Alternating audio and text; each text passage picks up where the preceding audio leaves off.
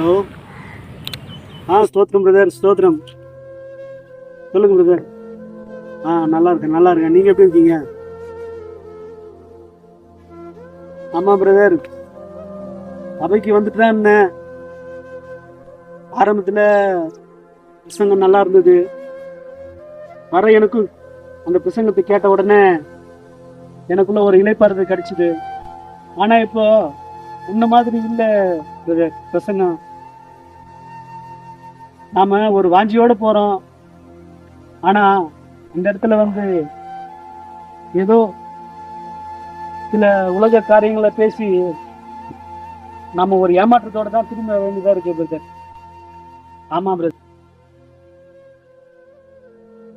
அது நானு சொல்லிக்கிட்டேன், நீங்க இந்த வாரம் வாங்க, சபையில எப்படி நடக்குதுன்றத நீங்க பாருங்க, உங்களுக்கே தெரியும். இந்த வாரம் வாங்க பிரதர், பார்க்கலாம். சரிங்க பிரதர், சரி வச்சிருங்க. 2 hours later.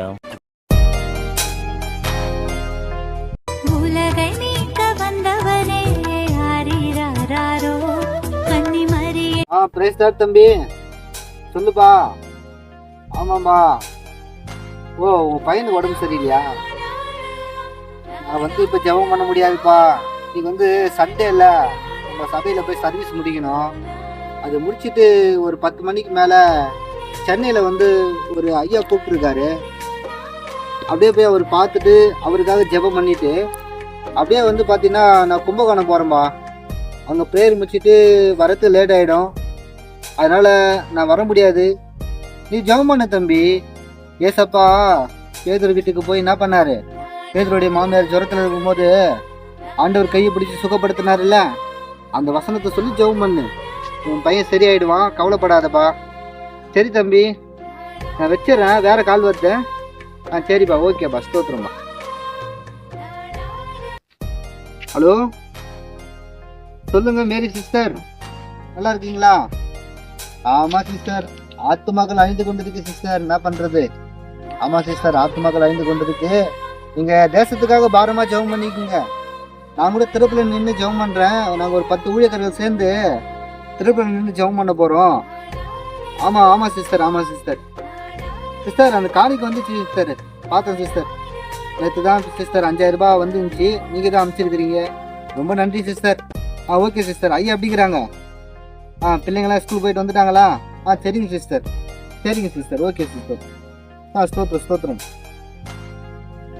ஐயோ, சர்ச்சுக்கு ஒரு டைம் ஆச்சு. சண்டே வர சர்வீஸ் பண்ணணுமே.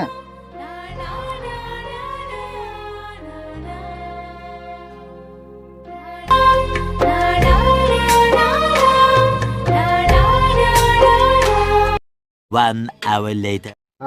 நான் என்ன பண்ணுறேன், இப்போ ஒரு தொடக்க ஜெபம் பண்ணிவிட்டு ஒரு சின்ன ஒரு பாடல் பாடிடுறேன். பாடிட்டு நம்ம என்ன பண்ணலாம், பிரசங்கத்துக்கு போயிடலாமா? ஓகேம்மா. ஒரு அல்லேலூயா சொல்லுங்க. அல்லேலூயா. நல்லா ஜெபம் பண்ணுங்க. நான் வர ஆத்துமாக்களே காணுமே சபையில். 30-40 பேர் இந்த ஆத்துமாக்கள். இன்னைக்கு 3 பேர் சபையில் உக்காஞ்சிட்டு இருக்கிறீங்க. மற்றவங்களாம் எங்கே தான் போகிறாங்கன்னே தெரியல. தொடர்ந்து மழை வர்றதுனால அந்த இயற்கை சூழல் காரணமாக வரல பலிக்குது. சரி, அடுத்த வாரம் கர்த்தர் தடைப்பட்ட மக்கள்லாம் கொண்டாடணும். சரி, நான் ஒரு பாடல் பாடுறேன். பாடிட்டோடனே பிரசங்கத்துக்கு போயிடலாம். 3 பேர் இருக்கிறேன்னு கஷ்டப்படாதீங்க. எங்கே 2-3 பேர் இருந்தாலும் கர்த்தர் அங்கே இருக்கிறாரு. சரி, நம்ம பாட்டு பாடலாமா? வாழ்வே நீதானையா என் இயேசுவே, என் ஜீவனே, என் ஜீவனின் பலனும் மாணவரே, என் வாழ்க்கையின் ஒளி விளக்கே, நீ போதுமே என் வாழ்வினிலே. வாழ்வே நீதானையா, என் வாழ்வே நீதானையா. நீர் மாத்திரம் இல்லை என்றால் மனிதர்கள் உயிரோடு விழுங்கியிருப்பார்கள். நீர் மாத்திரம் இல்லை என்றால் மனிதர்கள் உயிரோடு விழுங்கியிருப்பார்கள். 5 minutes later. 3 ஆத்துமா கண்ணமுடி கண்ணு 2 பேர் காணோம். ஒத்ததாங்கிறாங்க. எங்க போனாங்க 2 பேரு? தம்பி, எங்கப்பா 2 பேர் சபையில ஆளே காணும்? இருக்குது 3 பேர். நீ ஒண்டி தான் உட்காந்துட்டு 2 பேர் எங்க போனாங்க? கண்ணை மூடி கண்ணு ஆளே காணுமேப்பா. பாஸ்டர், நீங்க கண்ணை திறந்து பிரசங்கம் பண்ணாலே இங்க யாரும் இருக்க மாட்டாங்க. நீங்க வேற கண்ணை மூணு பிரசங்கம் பண்றீங்க, பாட்டு பாருங்க. எல்லாம் அவங்க போயிட்டாங்க. ஃபோன் வந்துச்சு சொல்லி ஃபோனை தூக்கி போயிட்டாங்க. தம்பி தம்பி, கண்ணை தந்தெல்லாம் கத்தரை ஆராதிக்க கூடாதுப்பா. கடவுளை அறியாத உலகத்தான கூட என்ன பண்றான்? கடவுளை வணங்கும் போது கண்களை மூடிதான் வணங்குறான். ஏன்னாக்கா இந்த மாம்ச கண்களால கடவுளை காண முடியாது தம்பி. பைபிள்ல இருக்கு, புரியுதா? இந்த மாம்ச கண்களை மூடி இருதயத்தின் கண்களை திறந்து கர்த்தரை நம்ம ஆராதிக்கணும். பைபிள் இருக்குல்ல, இருதய சுத்தமுள்ள ஒரு பாக்கியவான்கள் எழுதிருக்குதுல்ல, படிக்கணும் தம்பி. சண்டே கிளாஸுக்கும் வரதில்ல, சண்டே சர்ச்சில் சண்டே சர்வீஸ்க்கும் வரதில்ல. என்ன சொல்றதுனே தெரியல. தம்பி, நீ ஒண்டிதான் இருக்கிற. நான் சொல்றத போய் வராத ஜனங்களுக்கு சொல்லுங்க. ஏன்னா பாருங்க, இப்ப இருக்கிற காலகட்டத்துல தேவனை ஜனங்க தேடவே மாட்டுறாங்க. எப்ப பார்த்தாலும் வேலை வேலை வேலைன்னு ஓடிடுறாங்க. வேலை முக்கியம்தான் தம்பி. கடவுளுக்காக நம்ம என்ன பண்ணணும்? சில நேரத்துல வேலையை விட்டுட்டு வரணும் தம்பி. நீ கத்தரை நம்பி வந்துரு. ஆண்டவர் இந்த காட்டிலும் வேற அற்புதமான பெரிய வேலையை, கவர்மெண்ட் உத்தியோகத்தை கடவுள் தருவாரு. அந்த விசுவாசியா இல்லை, அடிக்கடிக்கு வேலை வேலைன்னு போயிடுறீங்க. ஓய்வு நாள் நம்ம ஆசீர்வதிக்கணும் பயபக்தியோடுன்னு பைபிள் இருக்குல்ல, சொல்லுங்க. ஓய்வு நாளை கடைபிடிக்க சொல்லி கத்தர் சொல்றாருல்ல. 6 நாளைக்கு வேலைக்கு போன்னு சொல்றாருல்ல. நீங்க ஞாயிற்றுக்கிழமை கூட ஆலயத்துக்கு வராம வேலைக்கு போயிட்டா எப்படி தம்பி? சொல்லுங்க. என்ன சொல்றதுனே தெரியல தம்பி. சரியா தசம்பாங்க கொடுக்கறது இல்ல, காணிக்கை சரியா கொடுக்கறது இல்ல. எல்லாத்தையும் கத்தர் பாக்குறாரு தம்பி. சரி தம்பி, நான் உங்களுக்கு சொன்ன விஷயத்த போய் ஜனங்களுக்கு சொல்லுங்க, புரியுதுங்களா? எல்லாரும் வேலைக்கு போவாதீங்க, வேலையை விட்டுட்டு கத்தருக்காக வாங்க அப்படின்னு சொல்லுங்க. சரி தம்பி, நம்ம பிரசங்கத்துக்கு போகலாம். இன்னைக்கு நம்ம பார்க்க போற சப்ஜெக்ட் என்னன்னாக்கா ஆதியாகமம் தம்பி. ஆதியாகமம் 22ஆம் அதிகாரத்துல 1வது வசனம் 2வது வசனத்தை படிங்க தம்பி. ஆதியாகம் 22வது அதிகாரம் 1வது வசனம். இந்த காரியங்கள் நடந்த பின்பு தம்பி இது தம்பி 2வது வசனம் படிங்க. 2வது வசனம் படிங்க. அப்பொழுது அவர், உன் புத்திரனும் உன் ஏகசூதனும் உன் நேசகுமாரனுமாகிய ஈசாக்கை நீ இப்பொழுது அழைத்து கொண்டு போய் மோரியா தேசத்துக்கு போய் அங்கே நான் உனக்கு குறிக்கும் மலைகளில் ஒன்றின் மேல் அவனை தகன பலியாக பலியிடுகிறார் என்றார். பைபிள் படிக்கும்போது தப்பு இல்லாமல் படிக்கணும் தம்பி. என்ன இப்படி படிக்கிறீங்க பைபிளை? ஐயா, நீங்க தானே 2வது வசனம் சொன்னீங்க, அதனால தான் 2வது வசனம் எடுத்து வாசித்தேன். தம்பி, ஊழியக்காரெல்லாம் எதிர்த்து பேசாதீங்க. சரி, முதல் வசனத்தை படிங்க தம்பி. 1 வசனத்தை படிச்சா 2வது வசனம் புரியும். நான் ஏதோ மாற்றி சொல்லிருப்பேன். சரி விடு, 1 வசனம் படிங்க. ஐயா, நீங்க பிரசங்கம் பண்ணும்போது குறிப்பு எடுத்து வருவீங்களா? அதை வீட்டில் படித்து பார்த்து தான் எடுத்து வரீங்க. அது எப்படிங்க இங்கே உங்களுக்கு தடுமாற்றம் ஆகும்? தம்பி, நீங்கள் கேட்குறீங்க, ஒரு விஷயத்தை நல்லா புரிஞ்சுக்குங்க. இரவும் பகலும் விசுவாசிகளுக்காக கத்தரிடத்துல பாரத்தோடு ஜெபம் பண்ணுற ஊழியக்காரனை எதிர்த்து பேசக்கூடாது. அவர்கள் மன கஷ்டமாக இல்லை, மன மகிழ்ச்சியாக அந்த ஊழியத்தை செய்யணும்னு தேவன் சொல்லியிருக்கிறாரு. அவர்களுக்கு நீங்கள் அடங்கியிருங்கள், அவர்களை நீங்கள் கஷ்டப்படுத்தக்கூடாதுன்னு ஆண்டவர் சொல்லியிருக்கிறாரு. நீங்கள் சொல்கிறீங்க தம்பி, எத்தனையோ ஊழியங்கள் தம்பி ஆத்துமாக்கள் அழிந்து கொண்டு இருக்குது, புரியுதுங்களா? ஐயா, எங்களுக்கும் தெரியுதுங்கய்யா. நீங்கள் ஒரு ஊழியமாக செய்யலை. உங்களுக்கு 10-15 சபை இருக்கு. ஆனால் உங்களுக்கு இந்த சபைன்றது ஒரு தாய் சபை மாதிரிங்கய்யா. இங்கே இருக்கிற ஆத்துமாக்களே உங்களால் சரியாக நடத்த முடியும் போது இருக்கிற அந்த 4-5 சபைகளை எப்படிங்க ஆத்துமாக்களை நீங்கள் நடத்த முடியும்? தம்பி, 4 இடத்துல சபை கட்டிட்டு இருக்கேன் தம்பி. இது தலைமை சபை, உனக்கு கிளை சபைகள் உருவாகிட்டு இருக்கு. கவலைப்படாதீங்க, வருஷம் பிறக்கட்டும். கர்த்தர் பாருங்க, ஜனவரி மாசத்துல ஆத்துமாக்களை அறுவடை செய்யும்படி ஆண்டவர் உதவி செய்வார், புரியுதுங்களா? கிழக்கிலிருந்து மேற்கிலிருந்து வடக்கிலிருந்து தெற்கிலிருந்து ஆத்துமாக்கள் வரும்படி கர்த்தர் செய்வார் தம்பி, விசுவாசிங்க. சரி, நீங்க ஆதியாகமம் 22:1 படிங்க முதல்ல. சரிங்க, படிக்கிறீங்க. படிங்க. இந்த காரியங்கள் நடந்த பின்பு தேவன் ஆபிரகாமை சோதித்தார். எப்படி எனில், அவர் அவனை நோக்கி ஆபிரகாமே என்றார். அவன் இதோ அடியேன் என்றான். அதாவது கடவுள் என்ன சொல்றாருன்னா, தம்பி நீங்க படிச்ச அந்த வசனத்தை நான் மீண்டும் படிச்சு அதுக்கப்புறம் விளக்கம் சொல்றேன். ஆதியாகமம் 22:1 இந்த காரியங்கள் நடந்த பின்பு தேவன் ஆபிரகாமை சோதித்தார். பாத்தீங்களா? தேவன் ஆபிரகாமை சோதித்தாரு. அதனால்தான் ஒரு விசுவாசின் தகப்பன் பேர் எடுத்தாரு. ஆமென், அல்லேலூயா. அல்லேலூயா சொல்லும் போதெல்லாம் தேவனுடைய நாமம் மகிமைப்படுது. நேத்து என்ன பண்ண, ஊழியத்துக்காக போயிட்டு இருந்தேன் தம்பி. போயிட்டு இருக்கும்போது 2 பேர் சண்டை போட்டுட்டு இருந்தாங்க. சரி, பைபிள் என்ன சொல்லப்பட்டிருக்கு, சமாதானம் பண்ணுகிறவர்கள் பாக்கியவான்கள் சொல்லப்பட்டிருக்குல்ல. நான் போனேன். போயிட்டு 2 பேர் சண்டை போட்டுக்காதீங்க, ஏன் சண்டை போட்டுக்கிறீங்க, ஒற்றுமையா இருங்க, நம்ம இருக்க போது இன்னும் கொஞ்ச காலம்தான், ஏசப்பா வரப்போறாருன்னு சொன்னேன். அதுக்கு யோ வேலையை பார்த்துட்டு போயான்னு என்ன சொல்லிட்டான். அப்பதான் நான் நினைச்சேன் கடவுள் என்னை சோதிக்கிறாருன்னு. சரி தம்பி, நம்ம யோவான் 1ஆம் அதிகாரத்துக்கு போயிடலாம். 1ஆம் வசனத்துல என்ன தெரியுமா சொல்லப்பட்டிருக்கு, கடவுள் எப்படி இந்த உலகத்திற்கு மனுஷனா வந்தாருன்றது சொல்லப்பட்டிருக்கு தம்பி. அந்த வசனத்தை படிக்கிறீங்களா? யோவான் 1ஆம் அதிகாரம் 1ஆம் வசனம். ஐயா ஒரு நிமிஷம் ஐயா, என்னடா குறுக்கு பேசுறது தப்பா நினைக்காதீங்க. இந்த ஆதியாகத்துல படிச்சீங்க ஆபிரகாமை பற்றி. ஆமா தம்பி. ஆபிரகாமை பற்றி படிச்சு சொல்லும் பொழுது நீங்க அந்த சம்பவத்துக்கு உண்டான விளக்கத்தை சொல்லாம ஏதோ உலக சம்பந்தமா பேசுறீங்களா ஐயா? இது எப்படியா இவங்களால விளங்கி கொள்ள முடியும்? தம்பி, நான் தான் சொன்னேன் தம்பி, நேற்று எனக்கு கர்த்தர் சோதிச்சாரு. இங்க எப்படி ஆபிரகாம கடவுள் சோதிக்கிறாருல்ல, அப்ப சோதனை எல்லா மனுஷனுக்கும் நேரிடும் தான் தம்பி நான் சொல்றேன். ஆமாங்க ஐயா, நீங்க சொல்றது சரிதான்யா. ஆனா இந்த சம்பவத்தையே நீங்க இவங்களுக்கு ஜனங்களுக்கு விலைக்கு சொன்னாலே அவங்களுக்குள்ள ஒரு விசுவாசம் பிறக்கும். அதை விட்டுட்டு உங்களுக்கு நடந்த ஒரு விஷயத்த இவங்களுக்கு முன்னாடி சொல்றதால இவங்களுக்கு என்ன இங்க விசுவாசத்தை வளர போறாங்க? தம்பி, நிறைய விஷயம் இருக்கு தம்பி. அதாவது இதுல நிறைய அர்த்தங்கள் இருக்கு தம்பி. 2 பேர் சண்டை போட்டு இருக்காங்க, நம்ம அதை போய் சமாதானப்படுத்தணும் தேவன் சொல்றாருல்ல. அவன் நம்மள டேய் இவன் வேலையை பார்த்துன்னு போடான்னு சொன்ன போதிலும் நம்ம என்ன பண்ணோம், சமாதானமா இருங்க, ஏசப்பா மறுபடியும் வரப்போறான்னு நான் சொல்லிட்டு வந்தேன். புரியுதா? அவன் என்னை மதிக்கலனா கூட ஒரு விஷயம் புரிஞ்சிச்சு, கடவுள் என்னை சோதிக்கிறாருன்ற விஷயம் எனக்கு புரிஞ்சிச்சு. இங்க பாருங்க, ஆபிரகாம கடவுள் சோதிக்கிறாரா இல்லையா? ஆமாங்கய்யா, புரியுதுங்க எனக்கு. ஆனா நீங்க பேசுற வார்த்தைகள், நீங்க பிரசங்கம் பண்ணும்பொழுது இங்க இருக்கிற ஜனங்க சோர்ந்து போயிடுறாங்கய்யா. இப்ப பாருங்க, நீங்க இப்ப பிரசங்கம் பண்ணிட்டே இருக்கீங்க, பக்கத்துல ஒருத்தன் தூங்கிட்டு இருக்கான், ஒருத்தன் செல்போன் நோண்டிட்டு இருக்கான்.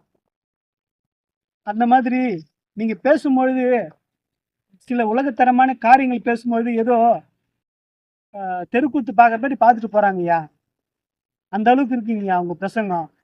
அதனால நீங்க எடுக்கிற வசனம் எல்லாம் நல்லா தான் இருக்கு, ஆனா அதுக்கான விளக்கத்தை மட்டும் நீங்க சொல்லுங்கய்யா. அதை விட்டு தேவையில்லாததெல்லாம் பேசிட்டு இருக்கும்போது அவங்க சோர்ந்து போறாங்க, அவங்களுக்கு ஒரு பலவீனமா ஆயிடுது. அதனால நீங்க ஆவிக்குரிய விஷயத்துல சொல்லும்பொழுது அந்த உதாரணத்தை பைபிள் இருந்து மட்டும் சொல்லுங்க, நீங்க வேற வெளியில தான் பேசாதீங்க. சரிப்பா சரிப்பா சரி, யோவான் 1ஆம் அதிகாரம் எடுத்துக்க தம்பி. சரி தம்பி, பிரசங்கம் சரியில்லைன்னு சொல்றீங்க. எப்பவுமே ஒரு விஷயத்த நல்லா புரிஞ்சுக்குங்க தம்பி, தனிப்பட்ட முறையில் சொல்லுங்க, சபையில் சொல்லக்கூடாது. பைபிளில் நீங்கள் படிச்சிருக்கிறீங்களா, மனம் பதறி ஒரு வார்த்தையை நீ பேசாதன்னு கர்த்தர் சொல்லிக்கிறாருல்ல. சரி தம்பி, நம்ம சபை முடிஞ்ச பிறகு பேசிக்கலாம், நீங்கள் பிரசங்க நேரத்தில் டிஸ்டர்ப் பண்ண வேணாம். யோவான் 1ஆம் அதிகாரம் அதில் 1ஆம் வசனம் படிங்க தம்பி. ஐயா, நீங்க இப்ப எடுத்த ஆதியாகம அதிகாரத்துக்கே ஒன்றும் விளக்கம் சொல்ல, அதுக்குள்ள எப்படிங்க நீங்க யோவான் அதிகாரத்துக்கு போறீங்க? என்னங்க நியாயம் இது? அந்த வசனத்துக்கு விளக்கத்தை நம்ம சொன்னா ஒரு நாள் பத்தாது தம்பி. கர்த்தர் என்ன பண்றாரு, ஆபிரகாம சோதிச்சாரு, புரியுதுங்களா? அதுபோல ஒவ்வொரு மனுஷனையும் கடவுள் சோதிக்கிறாரு. ஆனா சோதிக்கிற நம்ம என்ன பண்ணணும், தேவனுக்குள்ள பலன் அடையணும். தேவன் என்னை சோதித்தாலும் நான் பொண்ணாக விளங்குவேன், புரியுதா? அதனால அவ்வளவுதான் தம்பி. அதுக்கு இன்னும் விளக்கத்தை நீங்க எதிர்பார்த்தா ஒரு நாள் பத்தாது தம்பி. நமக்கு ஊழியங்கள் கெட்டு போக கூடாது தம்பி. இதை மட்டும் சபை கிடையாது, 4 இடத்துல போகணும். அங்கங்க ஆத்துமாக்கள் அழிந்து கொண்டு இருக்கு தம்பி. ஒரு நிமிஷம் நிறுத்துங்கய்யா. நீங்க பேசுறது எப்படி இருக்கு? அதாவது இலைய போட்டுட்டு இங்க சாப்பாடு வைக்காம வெறும் தண்ணி மட்டும் வச்சுட்டு பக்கத்துலக்கு சாப்பாடு போடுற மாதிரி இருக்கீங்க அவங்க பிரசங்கம். முதல்ல நாங்க பசியோட உட்காந்து இருக்கோம், எங்களுக்கு எடை போட்டிருக்காங்க, எங்களுக்கு நீங்க சாப்பாடை போடுங்க, அதுக்கப்புறமா பக்கத்து இலையை கவனிப்பீங்க. அந்த மாதிரி நாத்திகமான வேதனையோடும் துக்கத்தோட வரையா. எல்லாருக்கும் வரவங்க எல்லாருமே சந்தோஷமா வராங்க சொல்ல முடியாதுங்க. எத்தனையோ பேருக்கு வேலை இல்லை, திருமணம் ஆகலை, கஷ்டத்தோட வராங்கய்யா. ஆனா அவங்கள சபைக்குள்ள வெளியே போகும்போது ஒரு மன நிம்மதியோ இல்லை ஒரு விசுவாசத்தோடைய நம்பிக்கையோடைய போறாங்களா? ஆனா இல்லைங்க. நீங்க பேசும்போது அதை கேட்டுட்டு வெளியே போகும்போது எல்லாம் ஒரு குழப்பத்தோடும் ஒரு சஞ்சலமா தான் போறாங்க. ஐயா, உங்களால இந்த வசனத்துக்கெல்லாம் விளக்க சொல்ல முடியுங்க, தெளிவா சொல்ல முடியும். ஆனாலும் நீங்க இந்த வசனத்துக்கு விளக்க சொல்ல முடியாத உங்களுக்கு நேரம் இல்லை. காரணம் நீங்க ஓடிட்டே இருக்கீங்க. அதனால தான் வந்து உங்களால வசனத்துக்கு விளக்கம் சொல்ல முடியும். தம்பி, உங்களுக்கு விஷயம் புரியல தம்பி. ஒருவரும் கெட்டுப் போவது தேவனுடைய சித்தம் அல்ல. புரியுதுங்களா? ஆத்துமாக்கள் அழிந்து கொண்டு இருக்கு தம்பி. நம்ம போய் சத்தியத்தை சொல்லி ஆண்டவர் பக்கமா திருப்பணும். புரியுதா? ஒரு ஆத்துமா ரட்சிக்கப்பட்டா பரலோகம் சந்தோஷப்படும் தம்பி. இப்போ இங்க பிரசங்கத்துக்கு நம்ம அதிக நேரத்தை கொடுத்தாக்கா அதுக்கப்புறம் நடக்கிற ஊழியங்கள்லாம் பார்த்தீங்கன்னா தடைப்படும். நேரம் பத்தாது தம்பி. ஒரு நாளைக்கு கடவுள் எத்தனை மணி நேரம் கொடுத்துறா? 24 மணி நேரம். புரியுதுங்களா? அதனால வந்து நம்மளுக்கு வந்து இது தலைமை சபை. புரியுதுங்களா? இதை தாண்டி 4 சபைகள் இருக்கு, கிளை சபைகள். புரியுது? அங்கங்கே ஊழி நடக்குது தம்பி. நீங்கள் வந்து இப்போ நான் சொல்கிறேன்னா ஆபிரகாம் பற்றி நீங்கள் வீட்டில் போய் முழுமையாக படித்து தெரிஞ்சுக்கங்க தம்பி. அப்புறம் சபை முடிஞ்ச பிறகும் பொறுமையாக பேசிக்கலாம். இப்போ நீங்கள் என்ன பண்ணுறீங்க, நான் கடைசியாக இந்த வசனத்தை சொல்லி முடிக்கிறேன். யோவான் எழுதிய சுவிசேஷம் அதிகாரம் 1 வசனம் 9 படி. எத்தனை முறை சொல்கிறேன் நான், அதை படிக்க மாட்டீங்க.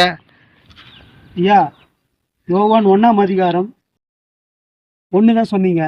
இப்போ என்னால திரும்பி 9ஆவது வசனத்தை படிக்க சொல்றீங்க, எப்படிங்கய்யா?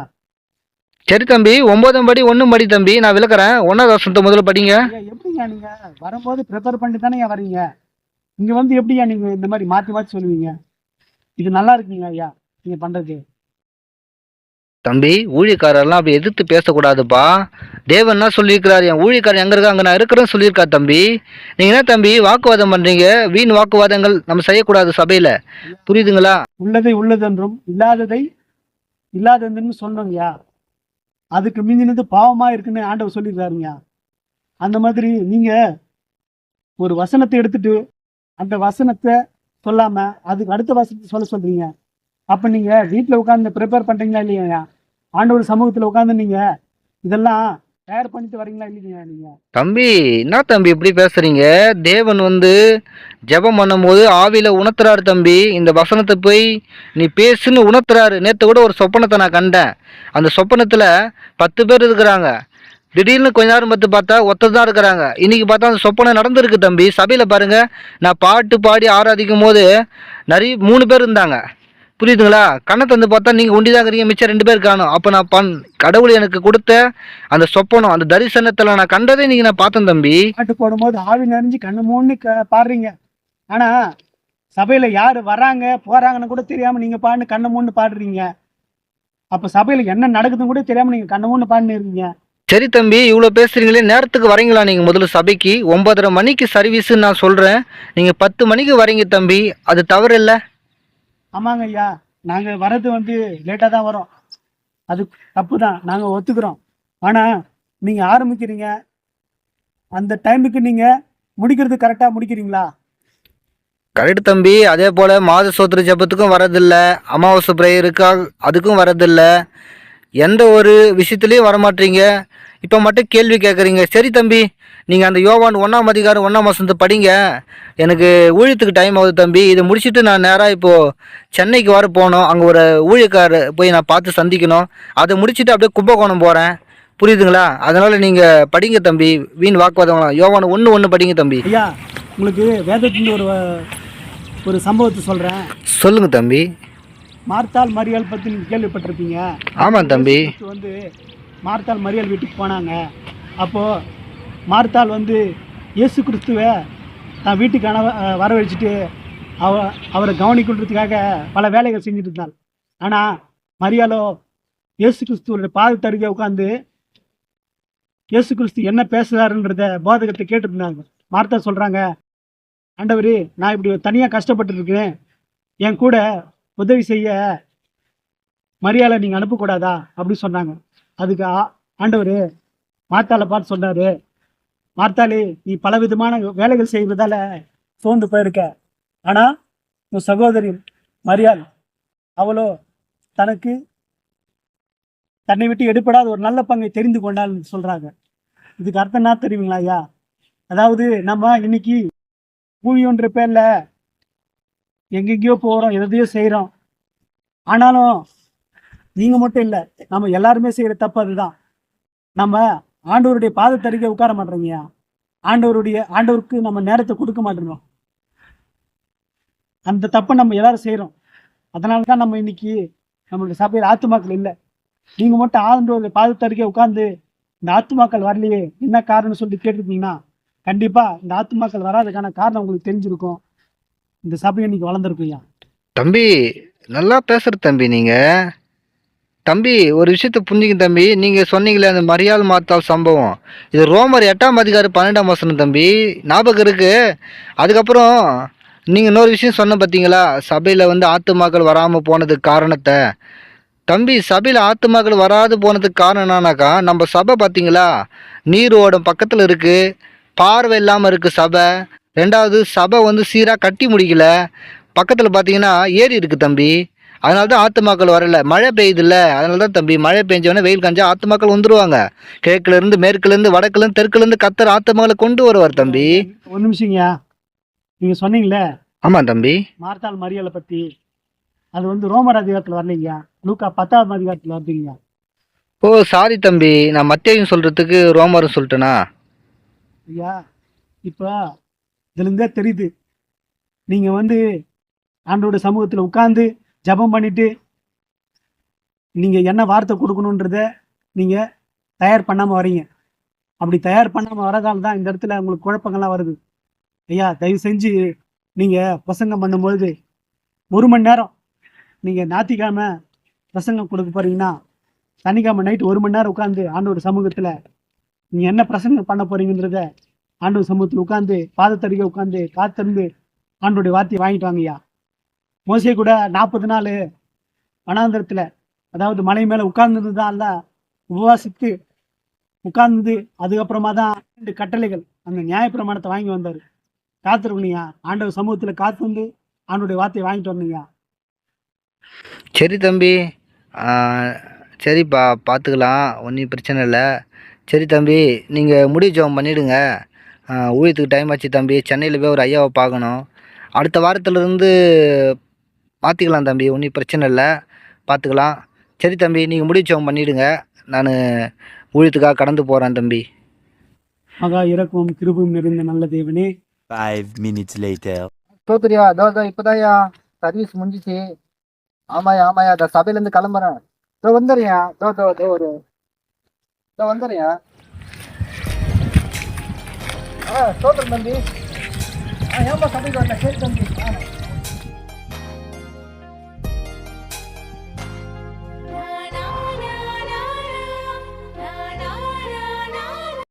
காணொலியை பார்த்து கொண்டிருக்கிற என் அன்பு சகோதரனே, என் அன்பு சகோதரியே, இந்த வீடியோ மூலமா நாங்கள் சொல்ல வருகிற காரியம் என்னவென்றால், இன்னைக்கு நிறைய பேர் ஊழியம் கத்தருக்காக நான் செய்கிறேன் என்று சொல்லி சரியா சபையில பிரசங்கம் பண்ணாம தடுமாறுறாங்க.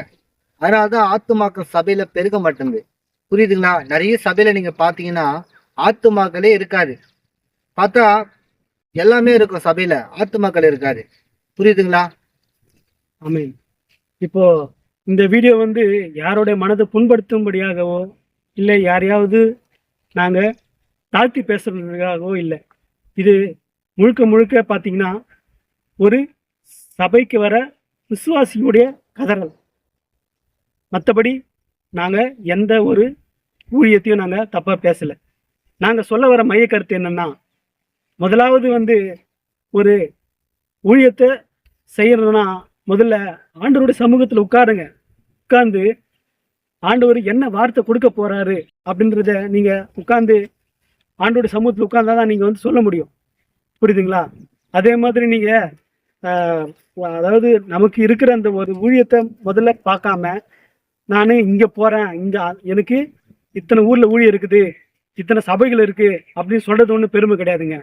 ஏன்னா ஆண்டவர் சொல்லிருக்காரு, ஒரு பாவி நிமித்தம் பரலோகமே சந்தோஷப்படும் அப்படின்னு சொல்லிட்டு. அதனால நம்ம கிட்ட வர ஒரு ஆத்துமாவை நாம முழுமையா புரிஞ்சு அந்த ஆத்துமாவை முதல்ல ஆண்டவருக்குள்ள கொண்டு வாங்க. அதுக்கப்புறமா நாம அடுத்த ஒரு ஆத்துமா கிட்ட நம்ம போகலாம். சரிங்களா? அதனால முதல்ல நீங்க ஒரு ஆத்துமா உங்களை தேடி வருதுன்னா அந்த ஆத்துமாவை முழுமையா நீங்க ஆண்டவருக்குள்ள கொண்டு வாங்க. இதுதான் எங்களுடைய இந்த வீடியோட மைய கருத்து. அதனால இந்த லூக்கா 10வது அதிகாரம் 38 நீங்க வாசித்தீங்கன்னா, இந்த மார்த்தாள் மரியாள் இவங்க வந்து ஒரு நாள் இயேசு கிறிஸ்து அவங்க வீட்டுக்கு வருவாரு. அப்போ பார்த்தீங்கன்னா இந்த ஒரு சம்பவம் நடக்கும். அப்போ மார்த்தாள் வந்து இயேசு கிறிஸ்து வந்துட்டாரு, இவரை நம்ம கவனிக்கணுமே சொல்லிட்டு தடப்புடலாம் விருந்துகள் பண்ணுவாங்க. அவங்களுடைய எண்ணம் பூராவே அந்த விருந்து செய்கிறது தான் இருக்கும். ஆமென். ஆனா மரியாளோ அவருடைய பாதத்தருகே உட்கார்ந்து இயேசு கிறிஸ்து என்ன சொல்றாருன்றத கேட்டுட்டு இருப்பாங்க. அப்போ மார்த்தாளுக்கு, ஆண்டவரே, நான் இப்படி நிறைய வேலைங்க நான் ஒண்டியால செஞ்சுட்டு இருக்கேனே, உங்களுக்கு கவலை இல்லையா? எனக்கு உதவி செய்ய நீங்க மரியாதையை அனுப்பக்கூடாது அப்படி கேட்பாங்க. அப்போ ஆண்டவர் சொல்றாரு அழகா, மார்த்தாளே, நீ பலவிதமான வேலைக்கு செய்வதில் நீ சோர்ந்து போயிருக்கிற, ஆனா தன்னை விட்டு எடுபடாத பொருளை மரியாள் தெரிந்து கொண்டாள்றாங்க. ஆமென்.